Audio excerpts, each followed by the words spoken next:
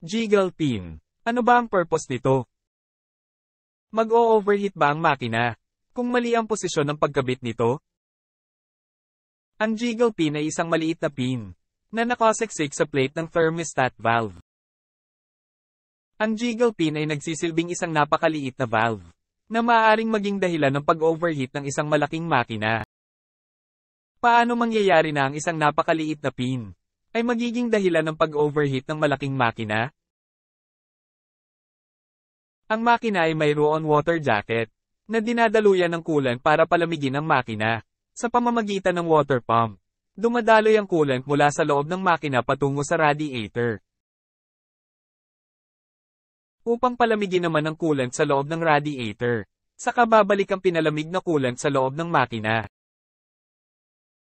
Sa makatuwid dapat laging puno ng coolant ang makina at ang radiator.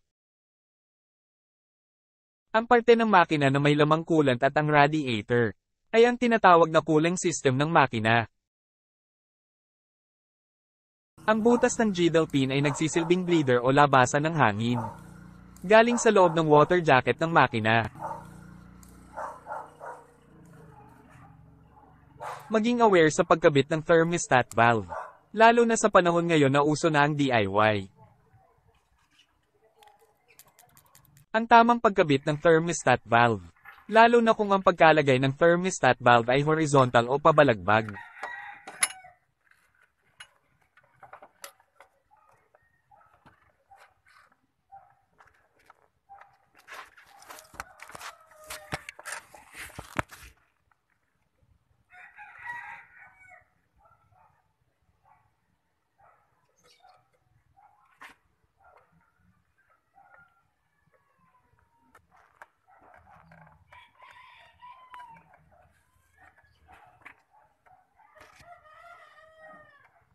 Tingnan mabuti ang jiggle pin.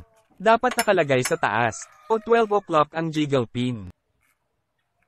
Upang hindi magkaroon ng airlock, o hangin sa loob ng water jacket na hindi makalabas, kapag nagsali na ng coolant. Ang airlock sa loob ng water jacket ang magiging sanhi ng pag-overheat ng makina.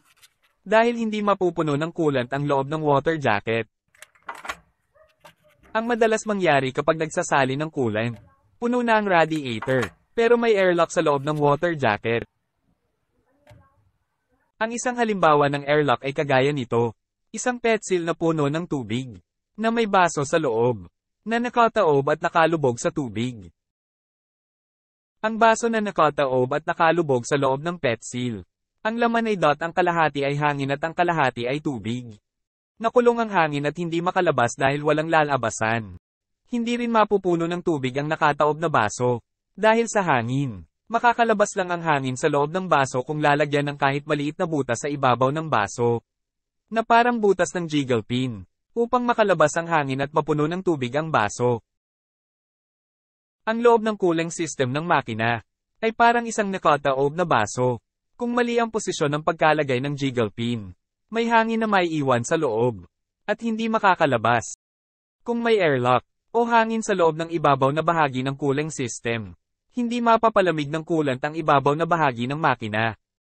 Dahil sa airlock, maaaring hindi abutin ng coolant ang wax element ng thermostat valve. Pag hindi na ibabad sa mainit na coolant ang wax element ng thermostat, hindi magbubukas ang thermostat valve.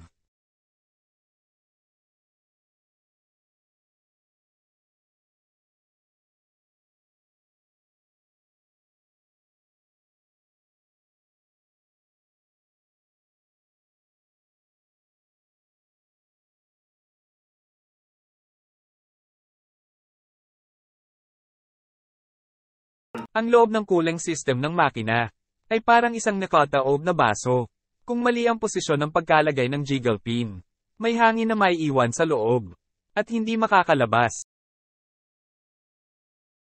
Kung may airlock, o hangin sa loob ng ibabaw na bahagi ng cooling system, hindi mapapalamig ng coolant ang ibabaw na bahagi ng makina. Dahil sa airlock, maaaring hindi abutin ng coolant ang wax element ng thermostat valve. Pag hindi na ibabad sa mainit na coolant ang wax element ng thermostat, hindi magbubukas ang thermostat valve. Meron mga klase ng makina na sadyang linagyan ng bleeder plug, para may lalabasan ng hangin habang nagsasali ng coolant. Kapag walang nakalagay na bleeder plug, walang ibang lalabasan ng hangin kung hindi sa butas ng jiggle pin. At ang hangin na lalabas sa jiggle pin ay babalik sa radiator. At sisingaw ang hangin sa bunganga ng radiator. Paano gumagana ang jiggle pin? Ang jiggle pin ay isang napakaliit na valve. Nagbubukas at nagsasara.